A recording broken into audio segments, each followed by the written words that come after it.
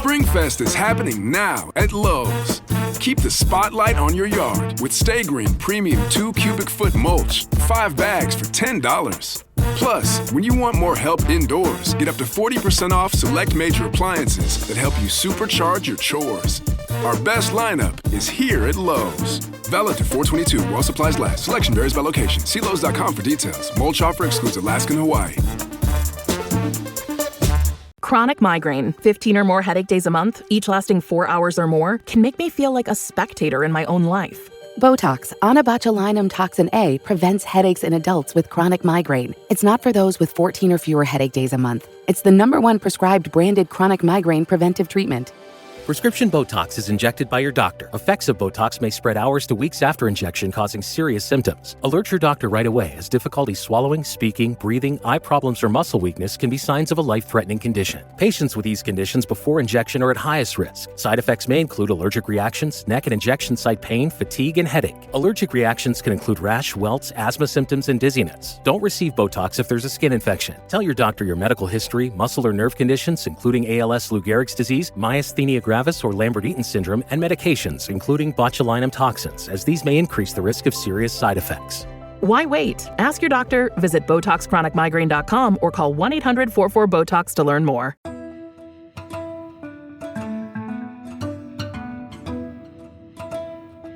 For the News and Observer, I'm Dawn Vaughan, Capitol Bureau Chief and host of Under the Dome. Today, I'm joined by my politics team colleague Kyle Ingram and investigative reporter Nathan Collins. We're bringing you the latest in the primary and what's next. And by primary, I mean the one that's still going on, the one between Senate Leader Phil Berger and Rockingham County Sheriff Sam Page.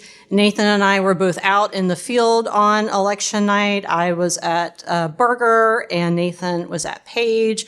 We'll get to that in a minute to let you know what it was like actually being inside the room with these candidates. But first, Kyle, who is our expert in all things elections related, was out in the district again. We've spent a lot of time in Rockingham County lately at the County Board of Elections and the latest ballots coming in. So as we're recording this the afternoon on Monday, March 9th, and y'all are listening to it the next day or whenever, where do things stand right now with the Berger-Page race? So as of right now, Page leads Berger by 23 votes. That's after he expanded his lead from 2 votes on election night. The Rockingham County Board of Elections and the Guilford County Board of Elections all had to count provisional ballots by this past Friday. After they did that, his lead jumped ahead. And it was interesting because this is us seeing the condensed timeline for doing so. So in previous elections in North Carolina, you've had about 9 to 10 days to get all of those provisional ballots counted. But Berger himself actually pushed for legislation that narrowed that window down to just 3 days because he said that we should know the winners on election night. I think that's really interesting. It reminds me of when people would bring up about what governors can't veto, and that happened when former Governor Roy Cooper was a lawmaker. And, be careful what bills you pass because it'll come back around and impact you personally, I guess, for a lot of them. So this might not be the final vote count. We're still waiting on some military ballots to come in. Those will have to be in by Friday, which is when the county will canvass their results. That's basically the certification period. And then after that, then either campaign, whichever one is losing at the time, can call for a recount. That will be conducted after March 13th, which is the county canvass, but before March 25th, which is the state canvass, like the final certification of the results. Okay. Well, let's talk more about the actual details and what we're waiting for.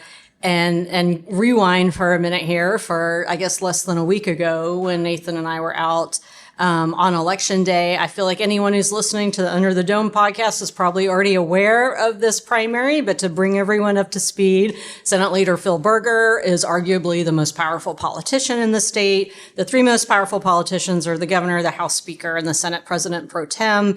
Berger is been around longer, so that's why he has more power in certain ways than Governor Stein or House Speaker Dustin Hall. And it has a lot to do with his influence, a lot to do with the Senate is usually the chamber of no when it comes to legislation, especially from the House. Although this past year, The House is also the chamber of no, and that's even before it gets sent to the governor's desk to sign or veto. So Berger has significant influence. He also has a home district, Senate District 26, which is Rockingham County, where he lives, and part of Guilford County, except in Greensboro, which is a Democratic district, and they already have 2 senators who are Democrats. His opponent is Rockingham County Sheriff Sam Page. Berger and Page have both been in office, elected by these same Republican voters in the general election for about the same amount of time, for more than 25 years, both of them, Page a little bit longer. So voters already know them both. And those returns on election night showed that in Rockingham County, Page is very popular because he got twice as many votes as Berger. Guilford favored Berger. So I'm in the room at the Berger party. Nathan is in the room at Page's party. Berger was in Reidsville. Page was in Stokesdale. So let's start. Berger's event started a little bit later. So Nathan, let's start like with that evening where, you know, the events open, people are starting to come in, and Page was one of the early people there too. Yeah, I mean, he showed up pretty soon after the doors opened. His wife showed up earlier and kind of went around to all the media that was there, just telling us that Sheriff Page was going to show up soon. It was pretty grassroots. It was in the gym of a church. It was pretty the food spread was pretty simple, and they had like a blow up or like an inflatable screen where they were projecting the election results. Let me pause you right there and ask for the food, because they were all eating burgers for Berger. There was actually a little sign. So what was everybody eating at Page's shindig? There were like cheese platters and meatballs. All right. So it was a pretty basic spread, and then there was a coffee stand. All right, there you go. Yeah. What were people doing as they were waiting? Was it people looking at laptops, looking at their phone, just talking to each other, waiting on those results? What was it like? Yeah, I mean, people were kind of just mingling and hanging around until the results came in, which were a little delayed on election night. It seemed like a pretty energetic crowd. I mean, people came to the event I think with the mindset that Sheriff Page was going to win outright, I guess as many attendees of election night parties do for their candidate. And I think that excitement kind of waxed and waned. The first results would come in and there would be a big cheer, and then there would kind of be like a mellowing out, and while people kind of figure out what the results actually meant. And it was kind of like that up until later in the night, where there started to be confusion about how close the race actually was. So was someone assigned to click refresh on the election results dashboard over and over again? Yeah, there was someone manning the laptop, just refreshing the results. It was pretty, people gathered around the laptop or the screen. A couple of people were coming up to members of the media asking what we were hearing from the other party. I should have told you what I was doing over there. Well, we were communicating some, but I can tell you. So Berger's event was in the town of Reidsville, and it was in kind of a sort of a nice neighborhood of older homes. And then the venue itself, I don't know if it was originally a home or if it was built there. But it's just street parking in the neighborhood nearby and had its own lot. And it's, a nice event space that people use. And they, like I said, they had the burgers for Berger. So they had a couple, tables of things. There was like a American flag cake out there. There were, circle tables that supporters were around. What I noticed, other than, of course, immediately scanning the room for Berger himself, and he's wearing, a Berger hat. He's dressed more casually than what we're used to seeing him here in Raleigh. Did not have the suit and tie, which is kind of it's actually literally the rules to be on the Senate floor to dress that way. Much fewer blazers there. But Berger was there, of course, and then his son, Phil Berger Jr., who's a state Supreme Court justice, he was there also. His son, Kevin Berger, was there, who was a county commissioner, his daughter, Ashley, his wife, Pat, and then former Senator Kathy Harrington, who was former Senate Republican majority leader. She left the Senate a couple of years ago now, so I don't think I'd seen her since she left the building. Current Senator Amy Galey, who people know in this primary for going to the house of Sheriff Page before he filed for election, trying to get him not to file. And Page said he was filing anyway. That did not work. So she was there. And really Berger's, I guess, his number two, his top lieutenant, who is Senate Rules Chair Bill Rabin, was there as well. And Senator Craven was there, as far as like people that we spotted, and then his family, some staff and supporters. But there were big screens, and I think there were two big screens in the room. And one was like a slideshow of photos of Berger over the years type of thing. And then I feel like maybe there were some laptops, but it was mostly people's phones. And really the sort of background sound in the room kind of told you what those results were. So all the reporters, were like with all our equipment and the tables, and we had the laptops and everything.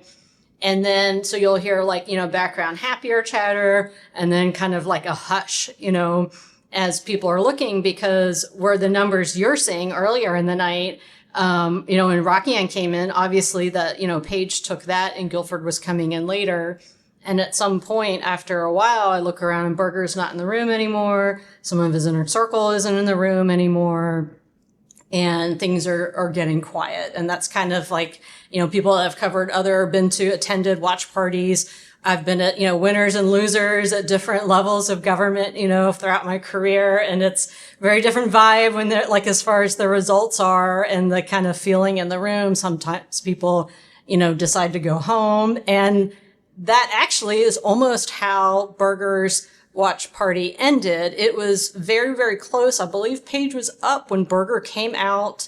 The reporters were told that he wasn't going to take any questions. He was going to make a few remarks. So he went on a stage in front of, all the media and said, this is too close to call right now. We just don't know. And also, Reidsville has an ordinance that we have to leave this building at 10 o'clock, which was also convenient, I guess, So people started leaving. And we are actually at the time to take a break. So when we come back, I'll talk about how that night ended, want to hear more about how Page's night ended, and then Kyle's expertise in remembering all of these numbers of what are the dates and what has to happen before this election is decided. So we'll be right back. Score more with the college-branded Venmo debit card and earn up to 5% cash back with Venmo Stash. Got paid back? With the Venmo debit card, you can instantly access your balance and spend on what you want, like game day snacks, gear, tickets, and more. The more you do, the more cash back you can earn. Plus, there's no monthly fee or minimum balance. Sign up now at Venmo.com/collegecard. The Venmo MasterCard is issued by the Bancorp Bank N.A. Select schools available. Venmo Stash terms and exclusions apply at venmo.me/stash terms. Max $100 cash back per month. So good, so good, so good. New spring arrivals are at Nordstrom Rack stores now. Get ready to save big with up to 60% off Rag & Bone, Marc Jacobs, Free People, and more. How did I not know Rack has Adidas? Because there's always something new. Join the Nordy Club to unlock exclusive discounts, shop new arrivals first, and more. Plus, buy online and pick up at your favorite Rack store for free. Great brands, great prices. That's why you Rack. You're listening to Under the Dome. I'm Capitol Bureau Chief Dawn Vaughan, here with Kyle Ingram and Nathan Collins. We're giving you a behind-the-scenes look at election night in the Berger and Page race, and also what you need to know about how the rest of this primary process is going to play out. So I was talking about what seemed like initially the last time we had seen Berger for the evening on primary night. So people are leaving, a lot of press left, but not everybody. And I walk out of the building and the TV reporters from the local stations there in, Greensboro and the Triad getting ready to do their eventual 11 p.m. stand-ups because we didn't have a final word from Berger. And if Berger wins, this is a huge deal. If Berger loses, this is a huge deal. And so we need something from him, at the end of the night, but it looked like we may not get it. So I set up my, mobile hotspot, and our photographer, Travis Long, was there. And so we're all kind of spread out in this area and realized that in a building just across the sidewalk is Berger and his inner circle. So he didn't leave. He didn't drive back to Eden and go home. So he's still around. So we're still around. And the people do their 11 o'clock news stand-ups and are done. And then around this time, during all of this, we see that the difference is 2 votes, which is just, I feel like, the most North Carolina crazy political night thing. And then Berger did end up coming back out at the end of the night. And I asked him if he was going to call for a recount. And he said, well, we'll see what the rest of these ballots look like about who would actually be calling for a recount or not. And had more about, really just about the rest of his evening. So that was the end of the night in Berger World, which was almost midnight. And of course, everybody's working later than that. Meanwhile, Nathan, your evening wrapped up a little bit early because Paige saw those 2 votes and he was pretty excited about it. So how did that moment come out where he came out and talked? Yeah, so he kind of disappeared with a couple of his advisors for a little bit, presumably to kind of talk through the strategy of what he was going to say when he came out again. And then when he did, he was very excited. He basically said something to the effect of, did you see those numbers? We won, he, all the reporters gathered around him and he took questions for quite a bit, about, his goals, for being in office. Anything that stood out to you that he said he wants to do if he's the, ultimate winner? He did make some, he did make one comment about marijuana revenue in the state. So I think that might be on his mind if he gets there. But yeah, it was, I think, your kind of classic election night. Everyone was celebrating. He was very excited, and it was a lighthearted evening. I'm sure more lighthearted maybe than there wasn't really much light. I don't remember any lightheartedness other than the burger for burger joke and something about the let us show our appreciation. That was part of the sign that they had, and I feel like some people were still. It was really interesting seeing Berger in a different way. Surrounded by his family and with friends and supporters out there. As opposed to the view we have from the legislative building in downtown Raleigh. And at the end of the night for him, he said, we're in, essentially a tie, and this is where we are. So Kyle, where are we next? So like I said, we're recording this on Monday, March 9th. There's more things happening this week. So what's happening the rest of this week? Yeah, this race, even though we would be done with a recount in a few weeks, this could stretch on for months. So we have final ballots coming in this week for military and overseas voters. Then there's the canvass on Friday. Then if anyone requests a recount, it would happen in the week following that. But what we've also got coming up on the day this comes out is the deadline for Paige or Berger to file ballot challenges. So this is whenever any voter in North Carolina can say that they think that a voter who participated in a certain election was ineligible for some reason. It could be that they died before election day. It could be that they were serving a felony sentence on election day, a whole bunch of different reasons. And I'm sure a lot of North Carolinians remember the never-ending 2024 state Supreme Court race. You remember that well. I remember it very well. So well. That also involved ballot challenges. It devolved into a 6-month legal battle in federal and state courts over the results. And it's very possible that could happen here as well. I will say what makes it a little bit different is that this is a Republican primary election. It's not a general election between 2 different parties. So, if we're talking in idyllic terms right now, when you're doing ballot challenges, it's just for the integrity of trying to say, I only want valid votes in this contest. But if you're thinking from a cynical perspective, you would want to be targeting the ballots that you think are not for you. But it'd be hard to do that in a Republican primary because all the voters are registered Republicans. And while Berger and Page argue over who's more conservative, there's not really that much of an ideological difference between them. So it'd be kind of hard to selectively look at those to say which one would be helping you more than another. I will say that I think both Page and Berger would say they do have an ideological difference, and that's why they ran against each other. Okay, so what if there's a recount? What's the recount timeline? Well, a recount has to happen after the March 13th canvass, and it has to be done before the March 25th state canvass. So this month. Yes, but within the recounts, so first there would be a recount by machine. They would retabulate all of the ballots in the district. And then from there, you could proceed to a second recount, which is a sample of precincts that they do hand-to-eye recounts for, where they're actually looking at the physical ballot and then tallying down the results there. But they don't do it in the whole district. It's just a sample. Okay, so we have more to go. I'm just thinking about how many more stories we're going to write on this. Okay, well, we'll have probably some more podcasts about it too.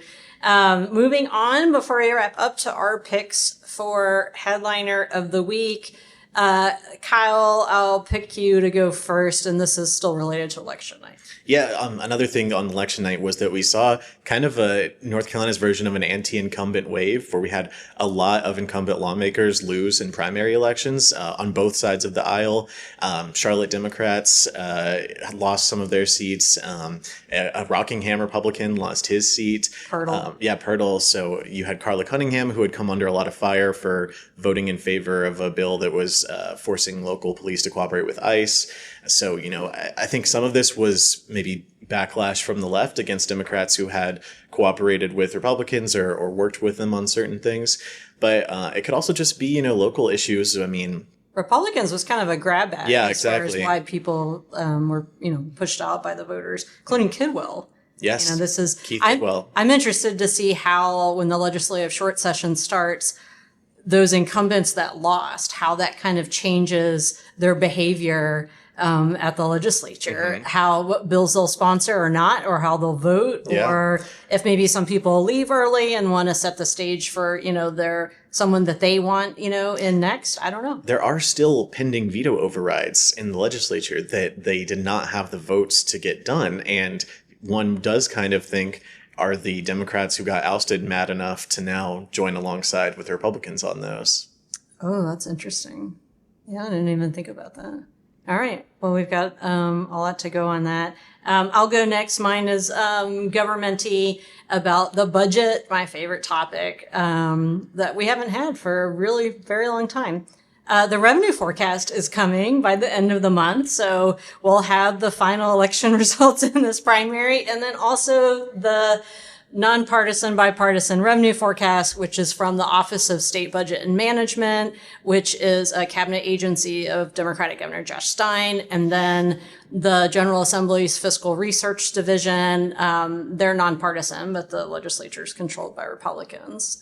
So we have all sides of this coming together, looking at what our tax revenue is going to be, since a lot of big fights this year are going to be about taxes. So that's my headliner.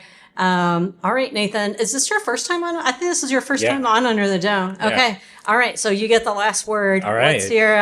What's your pick for headliner? And we like ending on a lighter, less govy note. So what's your headliner? Certainly lighter. My headliner is, there is a fairly new bar in downtown Raleigh called Rosebud Cocktail Lounge. And it's great. It's excellent. And I can't really describe like the vibe of it, but if you go to the bar and ask for Jonah, he will describe it to you.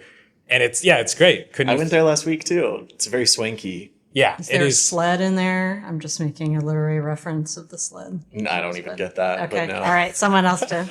What drink did you get? I am a martini guy. So just gin or vodka? Vodka. Oh, so not a martini then. Wow. Okay, that's interesting. Okay, we'll save the what's a real drink argument. Well, we hope you come back again, Nathan. We'll continue the conversation about what's a real drink. And, no, I'd love to, because that's actually, it's top of mind now. I'm sure hopefully our listeners already read all of your work and the great work in the NNO and our sister paper, the Charlotte Observer. All right, we are out of time for the News and Observer. I'm Dawn Vaughan. Content with Nathan Collins, Kyle Ingram, and producer Kevin Keister. Thank you for listening. For more from our politics team, subscribe to the News and Observer at newsobserver.com/subscribe. Follow us on Twitter at Under the Dome and NC Insider, and sign up for our weekly political newsletter, also called Under the Dome, at newsobserver.com/newsletters. Thanks for listening. LifeLock, how can I help? The IRS said I filed my return, but I haven't. 1 in 4 tax-paying Americans has paid the price of identity fraud. What do I do? My refund, though. I'm freaking out. Don't worry, I can fix this. LifeLock fixes identity theft guaranteed and gets your money back with up to $3 million in coverage. I'm so relieved. No problem. I'll be with you every step of the way. 1 in 4 was a fraud-paying American. Not anymore. Save up to 40% your first year. Visit LifeLock.com/podcast. Terms apply.